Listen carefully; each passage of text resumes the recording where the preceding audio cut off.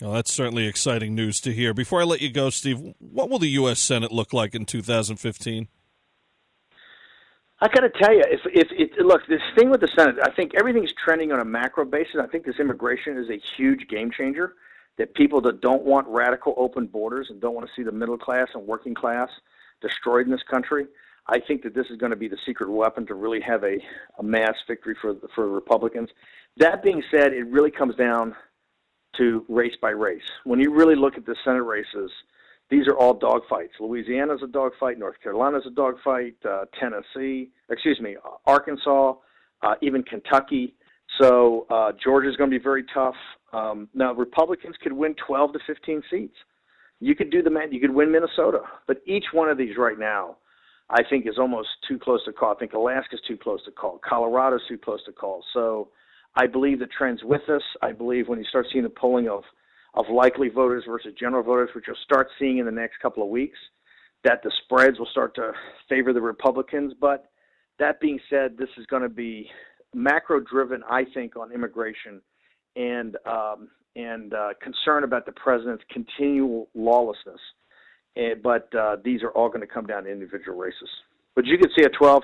There could be a 10, 12 seat pickup if things go our way. All right, certainly a huge election season coming up. We appreciate your take on it. Stephen K. Bannon, always a pleasure. And, our very first guest back in 2011, it's great to have you here now, bookending the show right now as our latest guest and our very first guest. And you are welcome here anytime, sir. And keep up the great work. Thank you so much. And I hope the family is well, especially your daughter. She just made captain in the Army, so she's doing great. But thanks for asking. Unbelievable. That is so tremendous. Thank you, and thank her for her service, and thank you for all you do. Stephen K. Bannon, have a great day, and we'll have you back here soon, I hope. Thank you, sir. For more on Steve Bannon, visit BannonFilms.com and Breitbart.com. Big news this past week. Sarah Palin has launched a new network. Palin wrote on Facebook, quote, "Tired of media filters? Well, so am I. So let's go rogue together and launch our own member-supported channel. This will be our channel for you and for me, and we'll all get to call it like it is." Please enjoy this video about this new venture and visit sarahpalinchannel.com. I hope you'll check out this new online community and help us build it. Hashtag Sarah Palin Channel. The governor then included a great video promoting the new channel. Exciting for sure. It really is filled with great stuff from the governor. And also, military members can sign up for free. So go to sarahpalinchannel.com to learn more. One of the must-see features at sarahpalinchannel.com is the governor's take on Jesse Ventura. The former Minnesota governor and current coward actually sued the widow of Chris Kyle recently. Ventura unhappy about Kyle's portrayal of him in a book, so his way of responding is going after a mom who's trying to raise kids without their dad, who was an American hero. Palin has a great video at sarahpalinchannel.com giving her take on Ventura's antics. To see any of the governor's posts in their entirety, visit Sarah Palin's Facebook page, follow her on Twitter at Sarah Palin USA, and visit sarahpalinchannel.com. Now it's time to strap in with the Colonel. Here's our friend Colonel Rob Maness. Thanks, Kevin. It's great to be with you every week because it gives me a chance to review some of the highlights from the week before on our campaign to restore liberty, prosperity, and certainty to the United States of America. Over the last week, we released another series of positive policy proposals called the Life for Louisiana Plan, a subject very personal to me and my wife, Candy. As the debate for and against life has unfolded, I can't help but think of my youngest grandson who was born a few years ago, weighing only 2 pounds 5 ounces at just 28 weeks. After his birth, I spent time with him in the neonatal intensive care unit. He grew stronger every day until he was able to finally go home with his family. Having witnessed the miracle of his birth and his struggle to survive in those early weeks, it breaks my heart that anyone could support any policy or law that does not encourage and support the survival of tiny children just like him. Every child should have the opportunity to live like my grandson did. In my plan, I promised support for 7 measures to reduce the number of children whose lives are intentionally ended in the United States.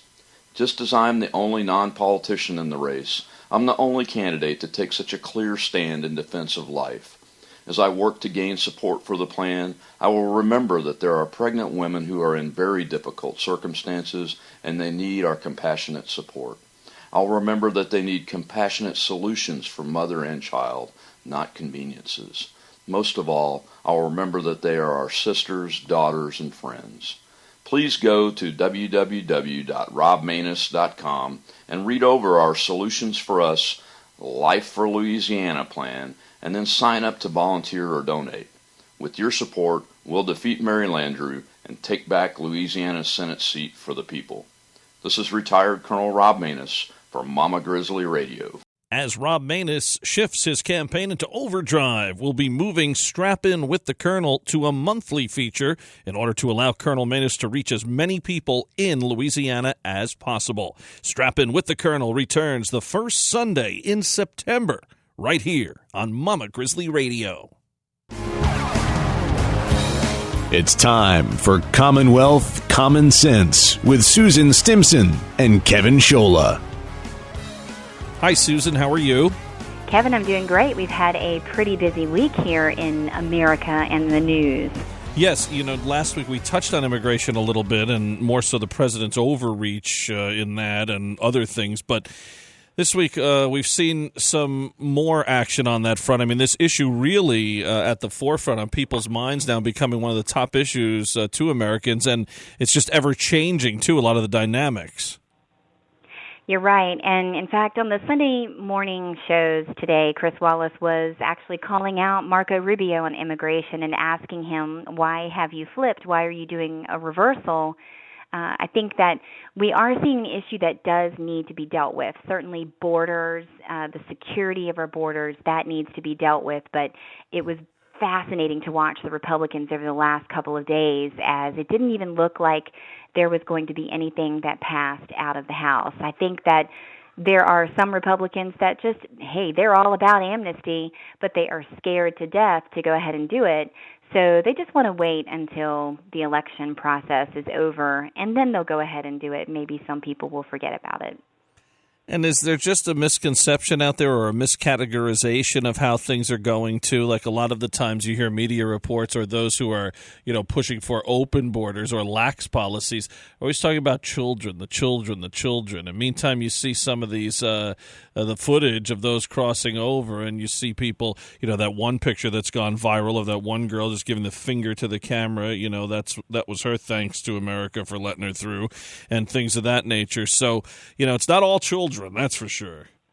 Well, and there are some practical things that we do need to be concerned about as Americans. We want to welcome people to our country, but we do have rules and we have laws that need to be followed. There is a loophole, though, that is allowing many of these unaccompanied children to come here, and it is something that the senators and the congressmen and the president that they do need to address. But unfortunately, on both sides, they seem to just to be playing to their bases, and they're not really interested in doing something substantive about the problem that we have on the borders. And one of the very concerning issues, and the number of people that are coming over that are carrying certain diseases that we eradicated a long time ago in America, but because there is no screening process that's going on with some of these diseases, I think that there is a real possibility that we're going to be facing some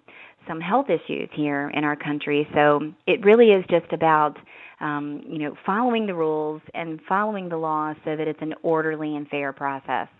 Just this past Independence Day last month, I had the chance to MC a naturalization service at one of the ballparks that I was working at. And, to see people who legally come to this country, that's one of the greatest things you could ever imagine. I commented that night. I said, look at those 12 people. They probably know more about this country than more than half of the people sitting in the stands. And these are people who really appreciate coming to America from all different countries, but they did it the right way. There's ways to get into this country. And why that is lost on so many on the left and so many of the squishy Republicans, it's beyond belief.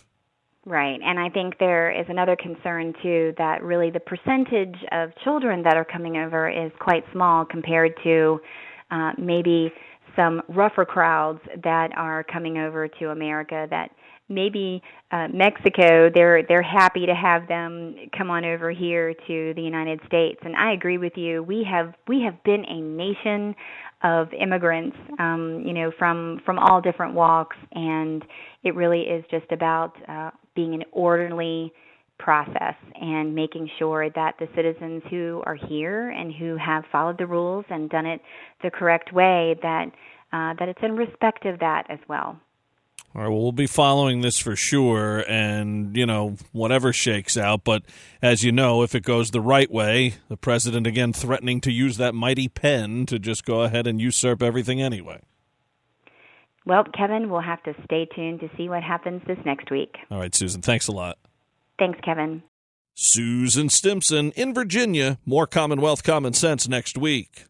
Now our weekly commentary, Steel Resolve. Here's Sarah Steelman. Thanks, Kevin. The non-farm payroll jobs report came out this week, and the consensus by economists is that there is at least a solid trend of gains. There have been 6 consecutive months of net hiring above 200,000. Although there is a positive trend in the hiring, wage growth has not increased. Manufacturing is picking up its pace, too. Factory payrolls jumped by 28,000, the largest hiring gain since November 2013. The average work week stood at 42 hours, most of the extra time being put in by auto workers. Actually, the professional and business services sector led the way, adding 47,000 jobs last month. This economic news points the way for the Federal Reserve to continue on its current course of not increasing interest rates.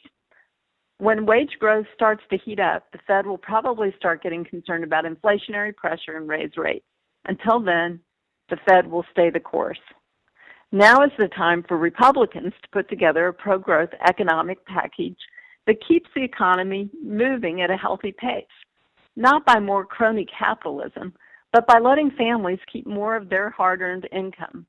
On the heels of the IRS scandal, it's an ideal time for serious tax reform that eliminates special loopholes and tax breaks and lowers rates. This is Sarah Steelman for Mama Grizzly Radio. Tune in again next week for another segment of Steel Resolve right here on the Palin Update. The Palin Update, including Strappin' with the Colonel, Commonwealth Common Sense, and Steel Resolve, is on demand and available for download. So just head to mamagrizzlyradio.com, pick the show you want to hear, and you can listen anywhere, anytime. Well, that'll just about do it for this edition of the Palin Update on Mama Grizzly Radio. Visit mamagrizzlyradio.com for continuing coverage of Governor Palin. Also, like Mama Grizzly Radio on Facebook, and follow along on Twitter at Mama Grizz Radio, at Kevin Scholla, at Rob Manus, at Susan B. Stimson, and at Sarah_Steelman. And I'm doing some writing for Breitbart News. Head to Breitbart.com and search Kevin Scholla. I want to thank Sarah Steelman, Susan Stimson, Rob Manus, and everyone here at Mama Grizzly Radio. Thanks to Stephen K. Bannon, and thank you for listening today.